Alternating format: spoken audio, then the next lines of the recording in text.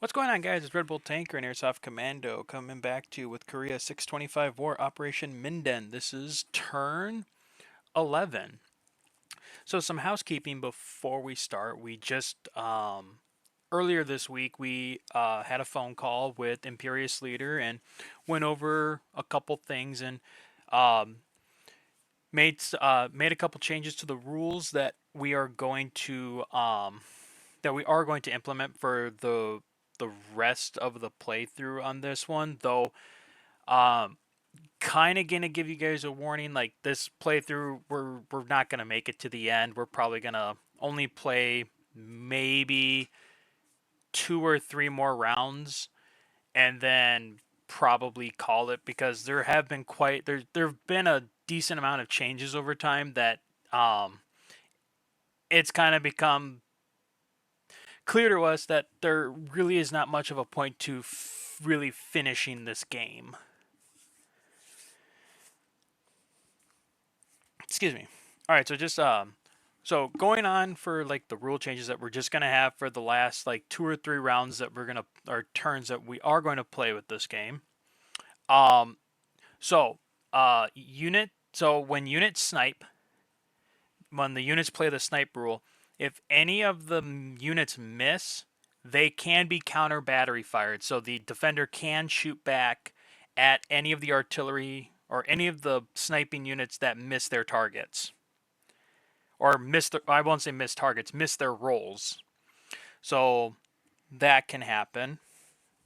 Um, after after talking it over, we are going to be reintroducing self-propelled artillery for the Allies, though it will only be for the Americans and the UN. The Looking at some history notes, um, whoops, the South Koreans were never given any. Were not given any self-propelled artillery during the Korean War, so the M7 Priests were primarily used by the U.S. and some of the UN forces, which I know Airsoft Commando is pretty happy about, and I'm pretty happy too. I like the idea of a self-propelled artillery.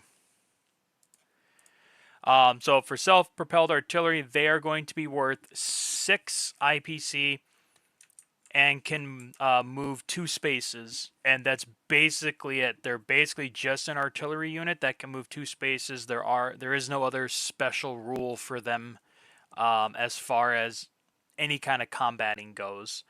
They are yeah. Basically, it's just an artillery piece that moves 2, and that's it for them. Next is transports. So initially, how it was that you could have an infantry and another unit, and then an infantry and another unit, or you could carry 5 supply, or you could carry 1 unit, and I think it was 3 supply. I have to double check that real quick. It was where is this? Oh, 1 unit and 2 supply. So what it is being changed to now is that you can do 1 infantry and 1 other land unit with 1 supply, or 5 supply, or I think it's still also going to be 1 land unit with 2 supply as well. I think that is being thrown in there as well. This is kind of a minor rule, and we're not really going to implement it because, like you said, Commando, you're probably never going to buy this unit for the rest of the game.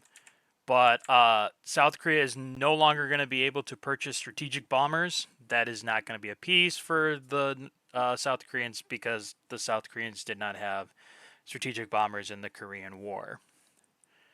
I mean, unless you think you would actually buy them this for the game. Yeah. No. Yeah, no. So I'm not even buying them for the US, let alone the South Koreans. that's true. Next, artillery. Regular artillery units, they are getting an IPC bump. They are now going to be worth 5 IPC, not 4. That was after talking about with all the the current special abilities that they get.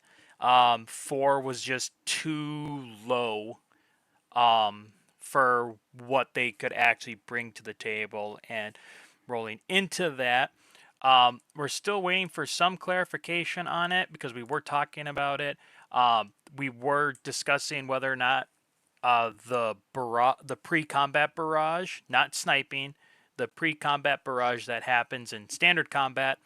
As you guys have seen over these videos, artillery gets to do it every turn.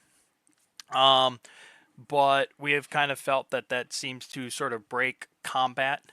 So we talked about either it only being for the first round of combat or not doing it at all. But since there hasn't been a final ruling on that, we are just going to now move the pre-combat artillery bombardment to only the first round of combat.